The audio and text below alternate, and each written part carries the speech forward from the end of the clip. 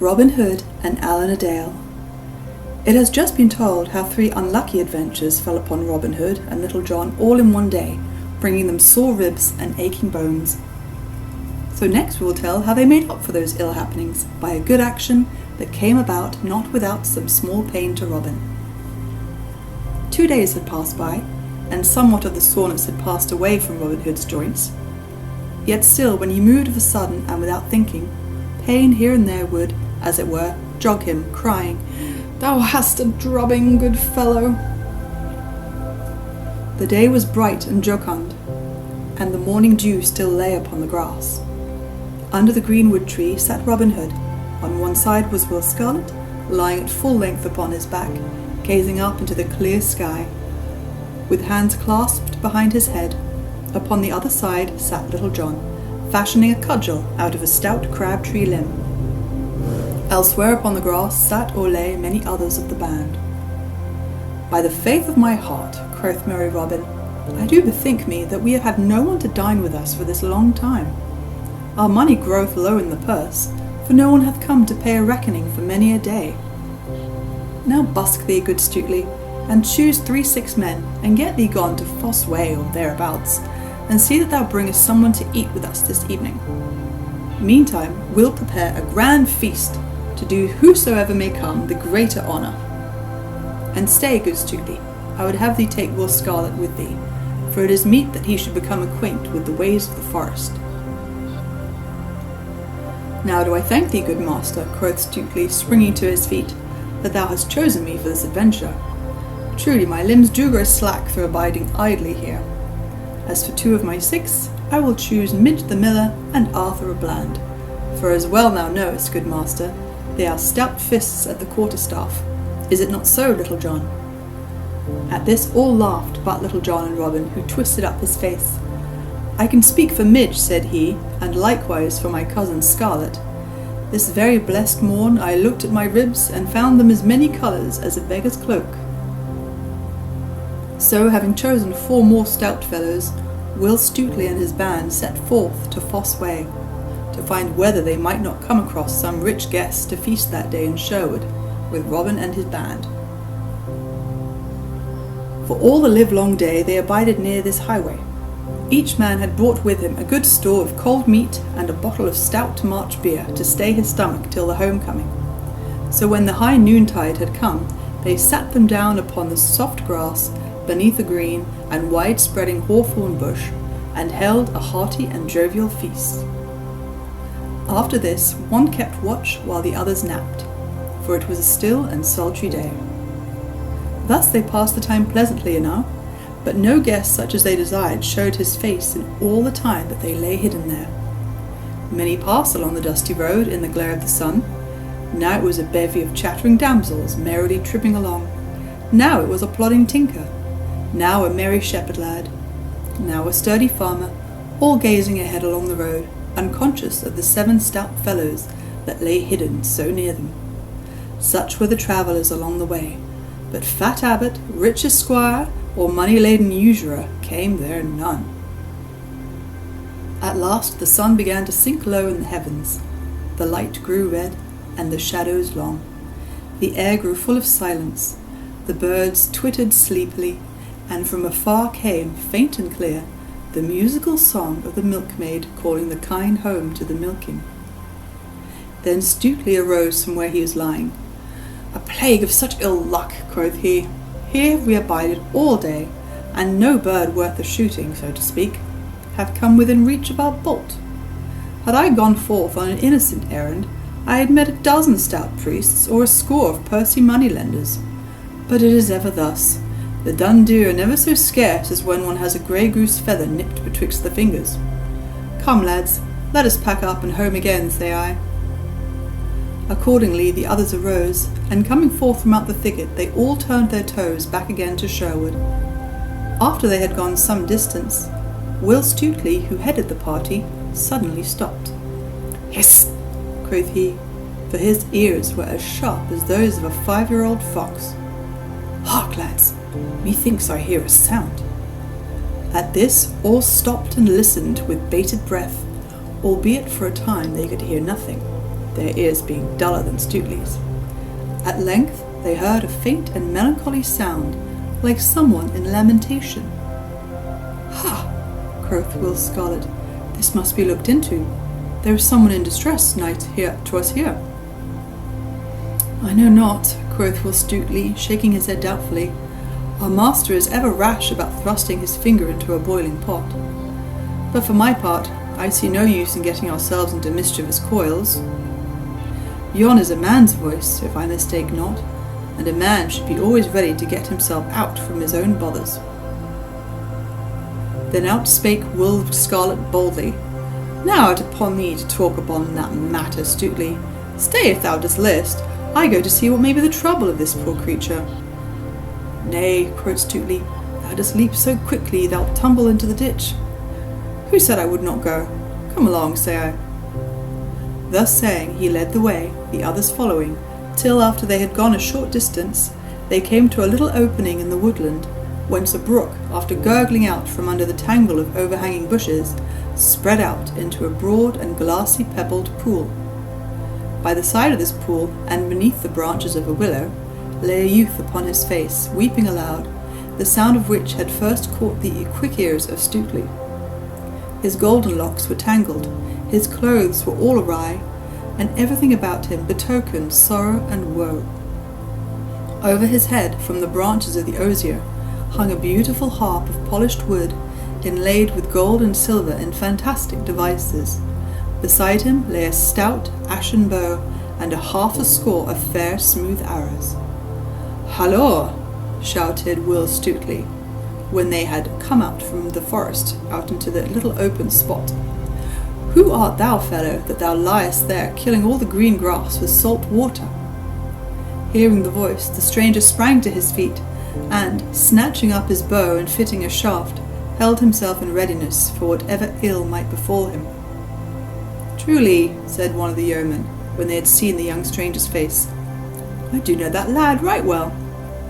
He is a certain minstrel that I have seen hereabouts more than once.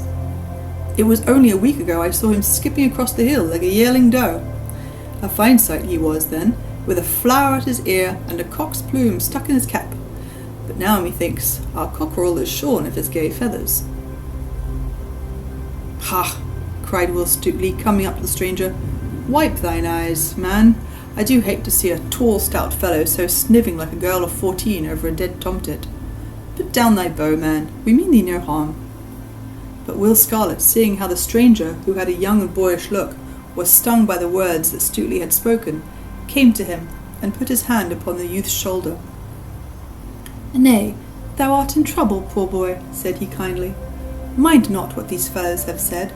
They are rough, but they mean thee well. Mayhap they do not understand a lad like thee. Thou shalt come with us, and perchance we may find a certain one that can aid thee in thy perplexities, whatsoever they may be."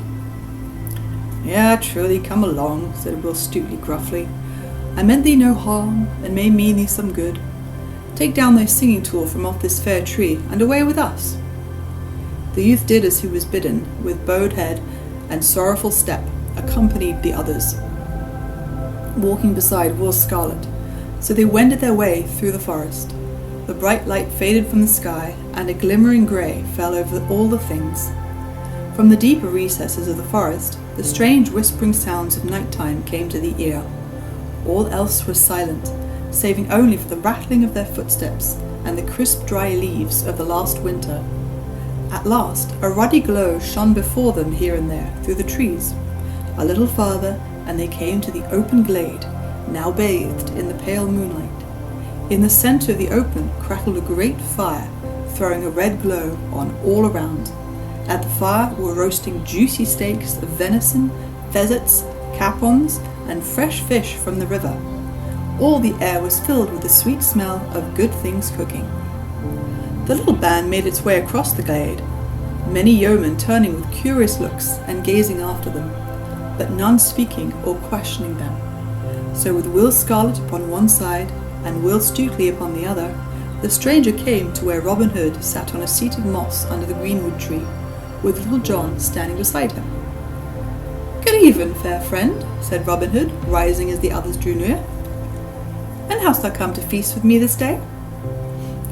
Alas, I know not, said the lad, looking around him with dazed eyes, for he was bewildered with all that he saw. Truly, I know not whether I be in a dream, said he to himself in a low voice.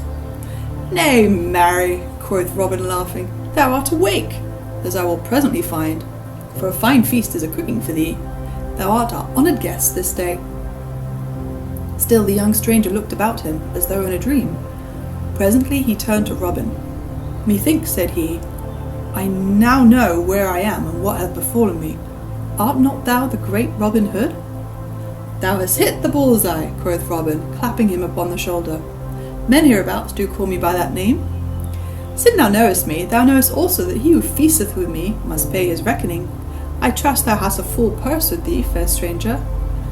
Alas, said the stranger, I have no purse, nor no money either, saving only the half of a sixpence, the other half of which mine own dear love doth carry in her bosom, hung about her neck by the strand of silken thread. At this speech a great shout of laughter went up from those around, whereas the poor boy looked as though he would die of shame. But Robin Hood turned sharply to Will Stutely. Why, how now, quoth he, is this the guest thou hast brought to fill our purse? Methinks thou hast brought but a lean cock to the market. Nay, good master, answered Will Stutely, grinning, he is no guest of mine. It was Will Scarlet that brought him thither.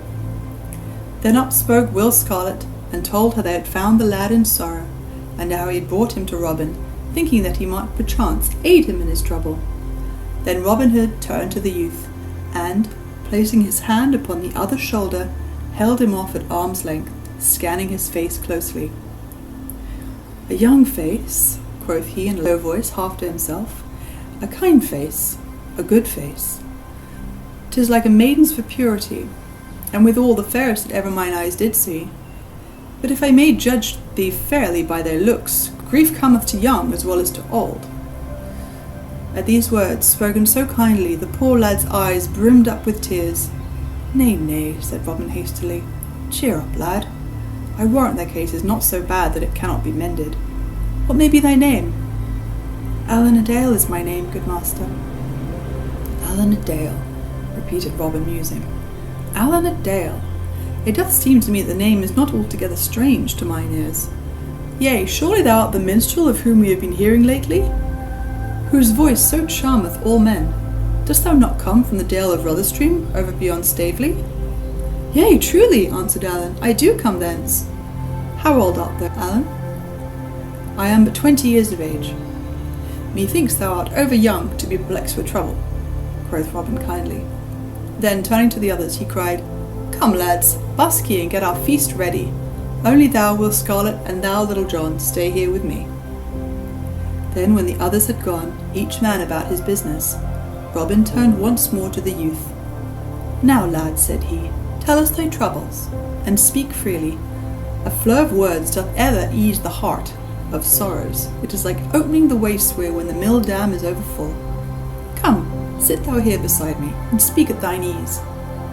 Then straightway the youth told the 3 yeomen all that was in his heart, at first in broken words and phrases, then freely and with greater ease when he saw that all listened closely to what he said. So he told them how he had come from York to the sweet vale of Rother, travelling the country though as a minstrel, stopping now at castle, now at hall, and now at farmhouse, how he had spent one sweet evening in a certain broad low farmhouse, where he sang before a stout franklin, and a maiden as pure and lovely as the first snowdrop of spring, how he had played and sung to her, and how sweet Ellen of the Dale had listened to him and had loved him. Then in a low sweet voice, scarcely louder than a whisper, he told how he had watched for her, and met her now and then when she went abroad, but was all too afraid in her sweet presence to speak to her, until at last, beside the banks of Rother, he had spoken of his love, and she had whispered that which had made his heartstrings quiver for joy. Then they broke a sixpence between them, and vowed to be true to one another forever. Next he told how her father had discovered what was a-doing, and had taken her away from him, so that he never saw her again, and his heart was sometimes like to break, how this morn, only 1 short month and a half from that time that he had seen her last, he had heard, and knew it to be so, that she was to marry old Sir Stephen of Trent, 2 days hence, for Ellen's father thought it would be a grand thing to have a daughter marry so high, albeit she wished it not. Nor was it wonder that a knight should wish to marry his own sweet love, who was the most beautiful maiden in all the world. To all this the yeomen listened in silence, the clatter of many voices, jesting and laughing, sounding around them, and the red light of the fire shining on their faces and in their eyes. So simple were the poor boy's words, and so deep his sorrow, that even Little John felt a certain knotty lump rise in his throat. "I wonder not," said Robin, after a moment's silence, "that thy true love loved thee, for thou hast surely a silver cross beneath thy tongue, even like good Saint Francis, that could charm the birds out of the air by his speech."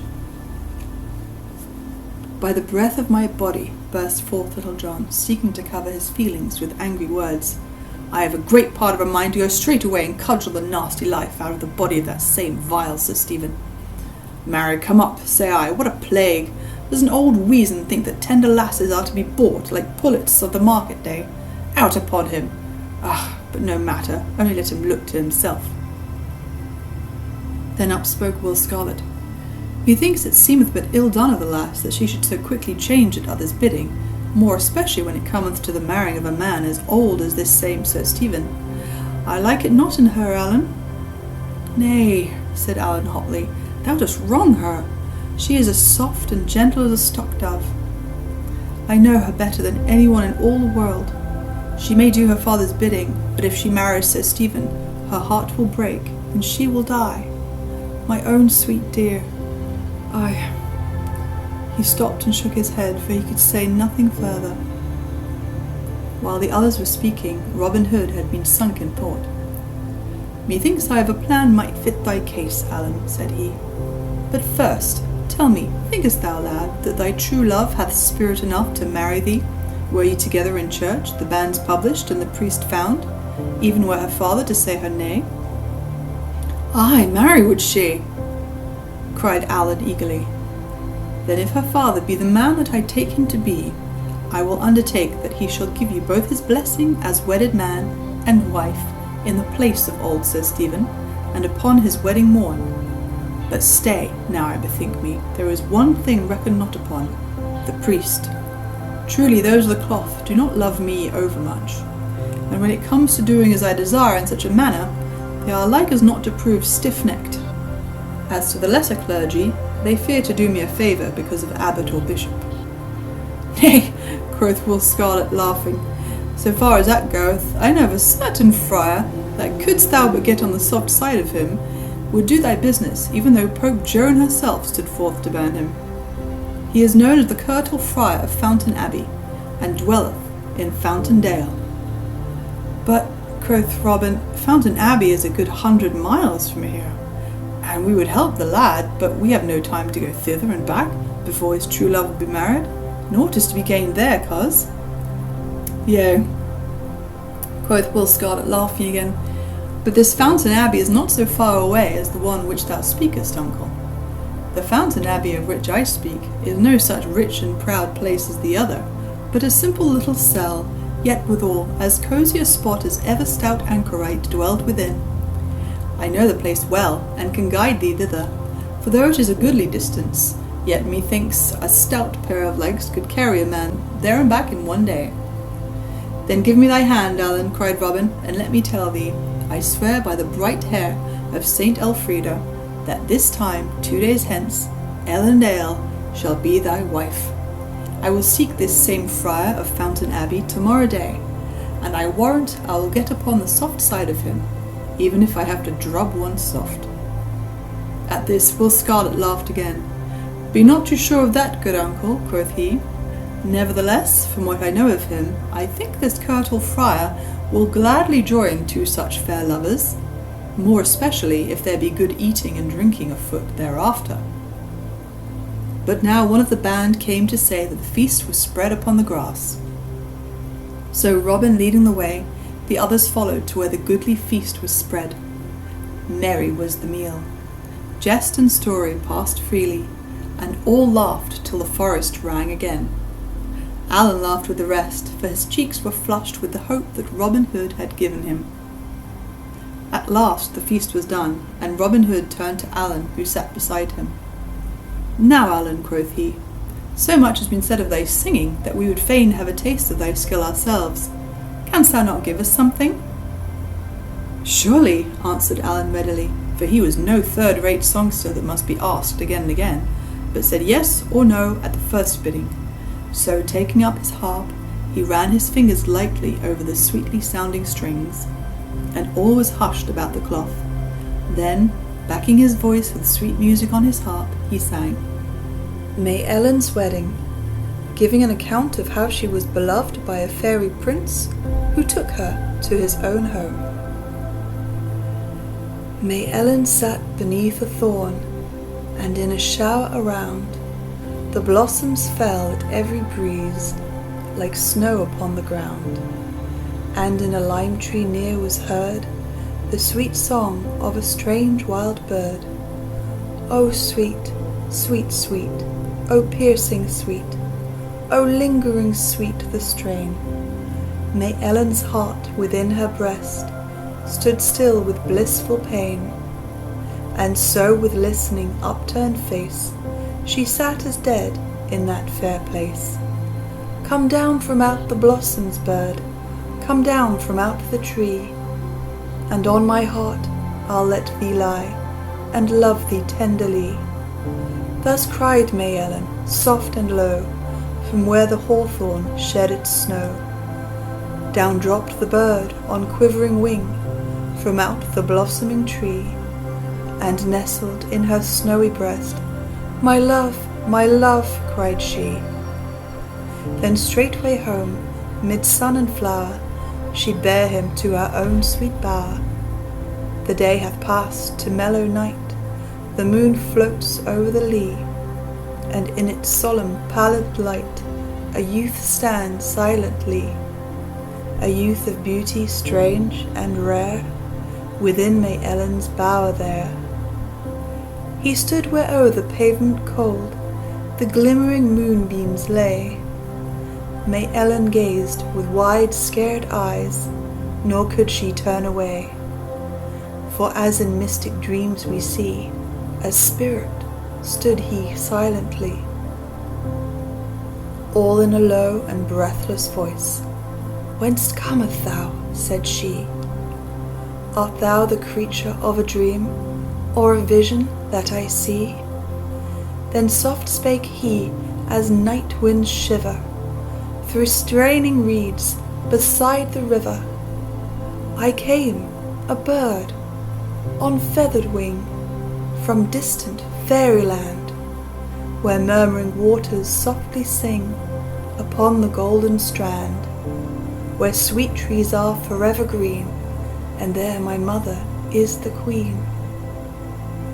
No more May Ellen leaves her bower to grace the blossoms fair, but in the hushed and midnight hour they hear her talking there.